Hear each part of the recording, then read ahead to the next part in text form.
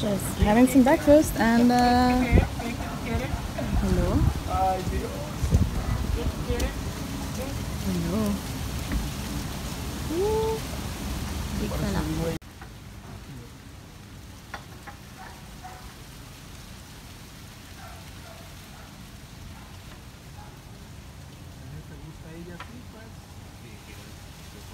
So since last night we have a resident in the apartment buildings, Mr. Crabman. I do not know how he got there. He's on the stairs, as you can see. Yesterday he was by the door when we came home. So during the night he climbed these 2 stairs. Honestly, like, props to him for that. That is very impressive. But as you can see, the seat's kind of far away. So how he made it here is a complete mystery. Anyways.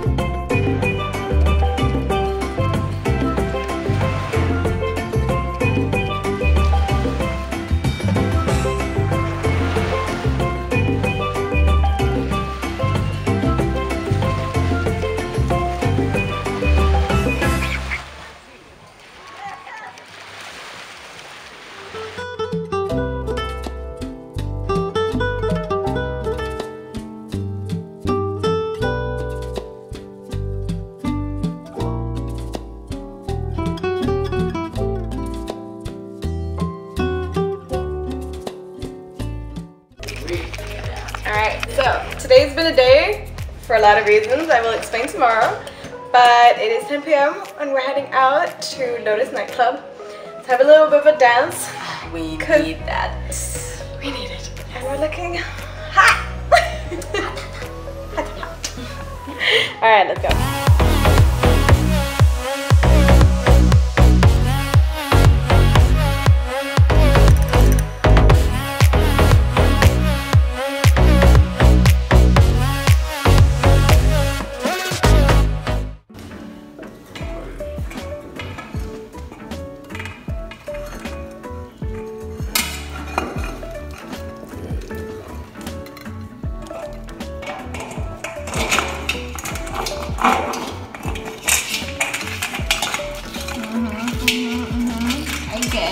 It's uncomfortable. It's uncomfortable. No, get in. Ah! He is. Like, hello, he's been here for like a while.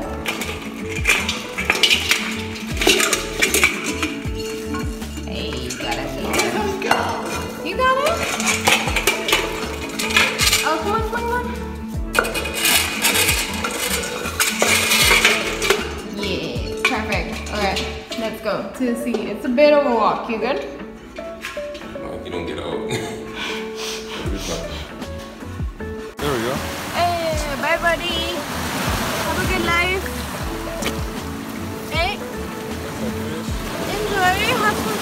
here? Find no seawater. I kind of want to see him when I get with seawater.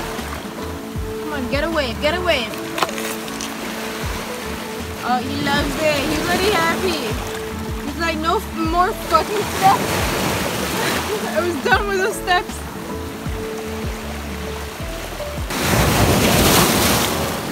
Oh. You don't like that? Okay. I like.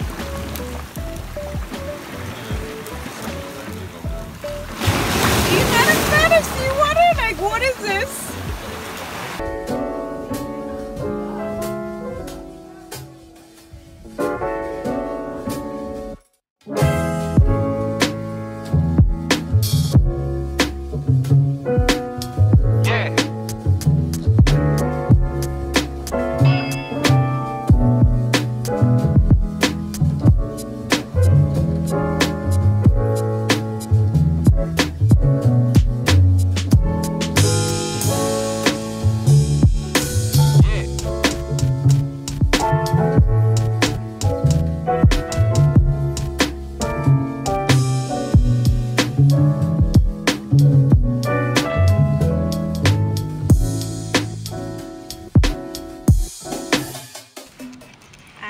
Good morning! It is Sunday morning.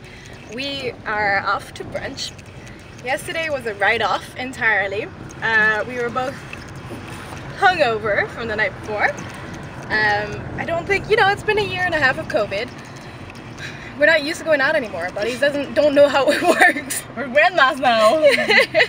So we are off to Sunday brunch, $20 brunch with unlimited drinks. So we're very excited, a little bit dressed up, got the heels on. We might be the only ones dressed up, but you know, it's Sunday brunch. Okay, live it, you know? So that's where we're going. It's just around the corner as well. Hopefully we're gonna make it, yeah, it's like 10 past 10, so hopefully they have a table left. I am excited. I'm really just hoping there's bacon and hash browns. That's about, and then a pancake. Like, I'm done. That's all I need. I only need my mimosas, then I'm good. Alright, so let's see what the buffet looks like.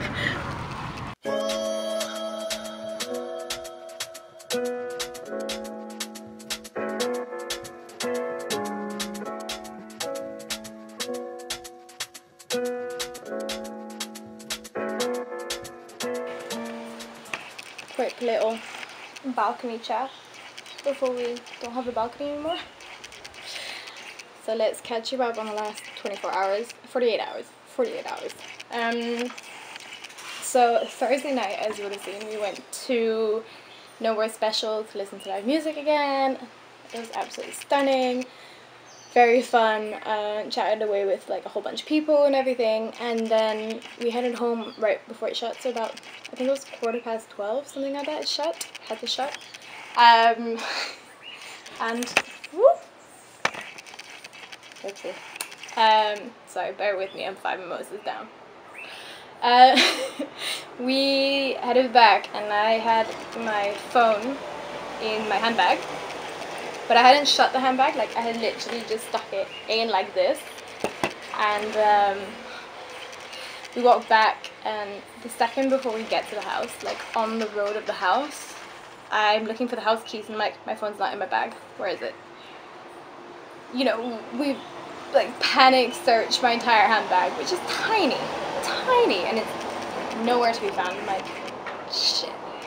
I stuck it in, you know, vertically, like it probably just fell out. And at some point, we were around the Buccaneer bar, I had kind of like leaned over the railing to look out at the view of the boats and everything. And there was a bit of grass there, and I was like, because I would have heard it, like I drop my phone quite often. I would have heard it fall out of my bag and onto concrete. If that had been the case, but I didn't, so I thought, okay, it's near the grass, that's where it fell, like I leaned over, it makes sense that it would have fallen there. So we walked back the whole way with the like phone light on, trying to search for my phone, trying to find it, no luck. We'd walked across the beach, so we walked back across the beach, we asked some people. I mean, like, the people were so lovely here, you know. We went all the way back to the restaurant and they were just closing up, and I asked them, like, I'd just gone to the toilet before we left the restaurant, so I asked them to open the toilet back up, check if it was in there. It was not. And you know, within the time that we walked home and then walked back, I think they'd had like about 10 shots or something, and they were all slightly drunk. So it was, you know, chaotic help that they were trying to give me, which is fine. Like, it was hilarious, but yeah, no luck finding the phone. Back along the beach. Just didn't find it anywhere. And I was, you know, like, I went to sleep. Both of us really just had a bad night stressing about it. And next morning, I don't know, there was this weird feeling where we were both like, it's not gone yet. You know, it's not lost fully. And I mean, this is an island and everyone is very honest, but it's not like a big city where someone will pick out your phone and hand it into the restaurant or something like that. It's very much like, here's a phone, I'm gonna take it and break it down for parts. So I could already picture my phone being broken down for parts. And I was beating myself up about the fact that I had not backed up all my pictures because my computer has been full, my phone's been full, nothing has been backed up, which is my mistake entirely. But I was sad about the memories I'd lose even from this trip that were not backed up on my phone. But next day we got up, you know, eventually we're like, look, let's just exhaust every single possibility that we can. Just ask people. There's a lot of resorts here, so they have these kind of security booths, you know, and I was like, okay, if somebody finds a phone on their way home in the middle of the night, you'd hand it in at the security booth. There's always a security guard 24/7. So we walked back the way and asked a few people, and they had not seen it. They sent us to the security office. They hadn't seen it. Went back down to the Buccaneer bar, searched through the grass, found somebody's ABN AMRO credit card. So Patrick, if you're looking for your ABN AMRO credit card, we know where it is. You know.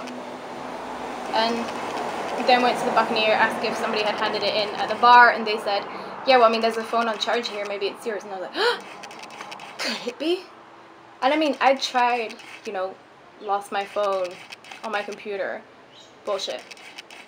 Absolute crap. It says, oh, sure, we can connect your phone once you're connected to the internet. I'm on an island. I don't have 4G. I don't have internet 90%, like 90% of the time, more than that. How do you expect my phone? If I lose my phone, it's not going to necessarily have internet. Sorry.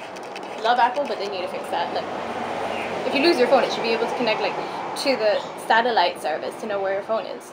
The last time it pinned it was 2 days prior to the day that I had lost it. So, zero help.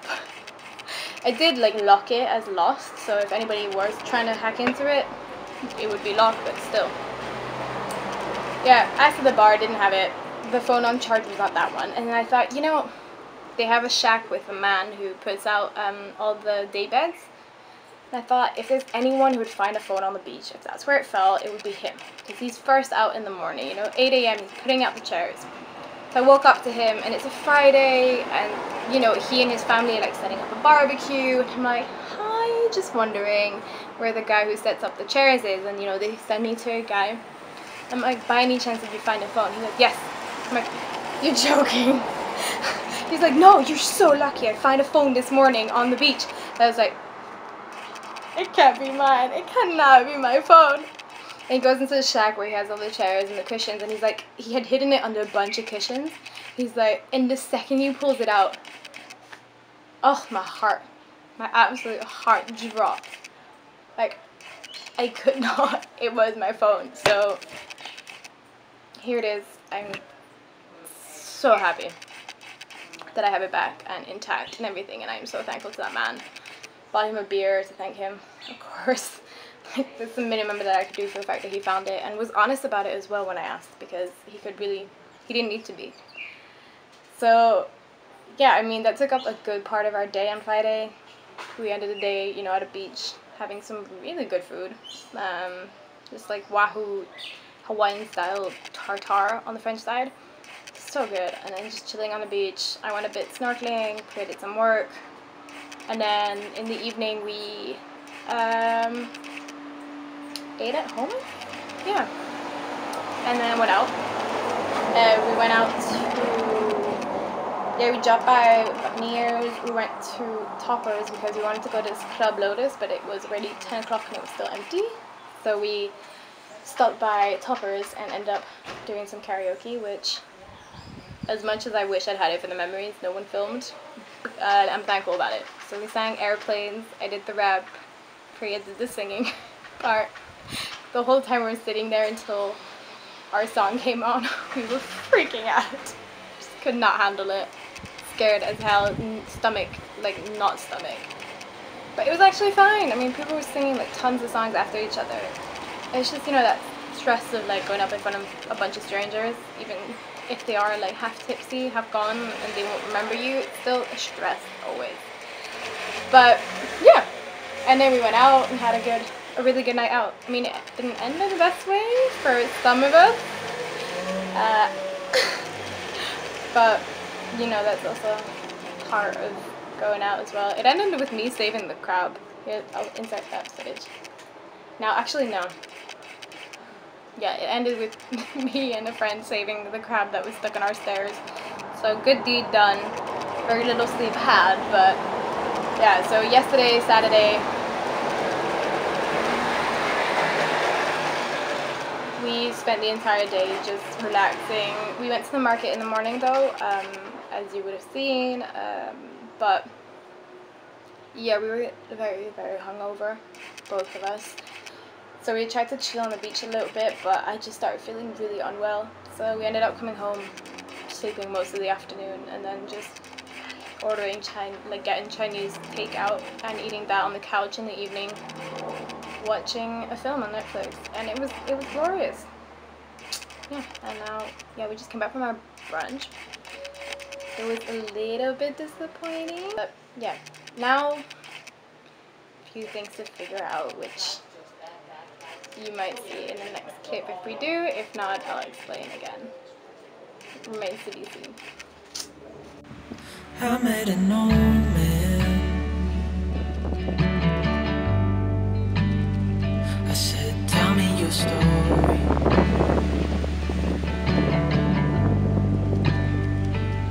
He took out an old pen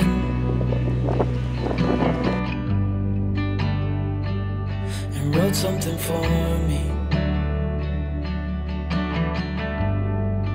Oh, fell asleep reading the comic papers again. He scooped up the pages and handed them to the lad. Run along, Roger. I have business with the Randalls. Oh wait, I've forgotten to introduce you. Mrs. Randall, this is my son, Roger. I was a bit surprised. If I've ever seen a confirmed bachelor, I would have thought the Reverend Mr. Wakefield was it. Still, I took the politely preferred paw and shook it warmly, resisting the urge to wipe a certain residual stickiness on my skirt. The Reverend Mr. Wakefield looked fondly after the boy as he went off towards the kitchen. My niece's son, really. Father shot down over the channel, and mother killed in the blitz, though, so I've taken him in. How kind of you, I murmured, thinking of Uncle Lamb. He, too, had died in the blitz, on his way to the British Museum, where he had been lecturing. Knowing him, I thought his main feeling would have been gratification that the bomb had not hit the museum. And you'll find what you've got.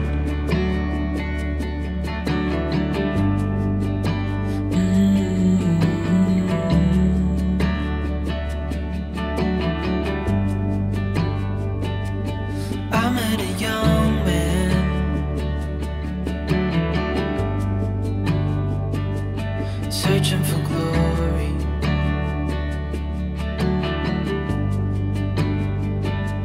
I took out an old pen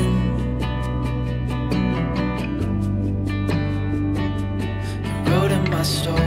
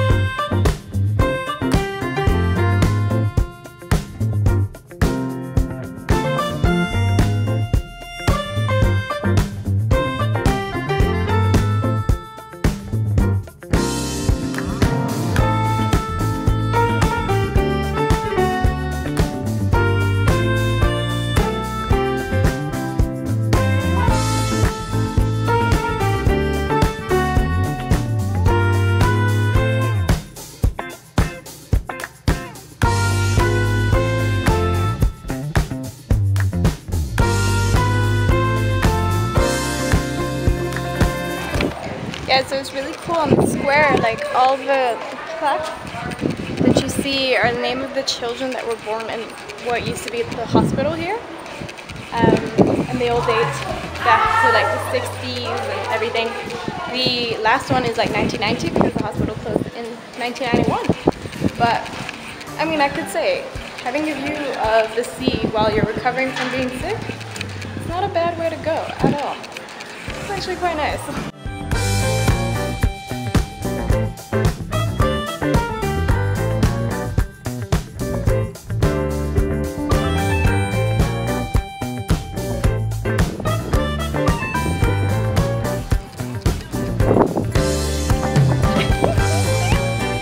Enjoying that, babe?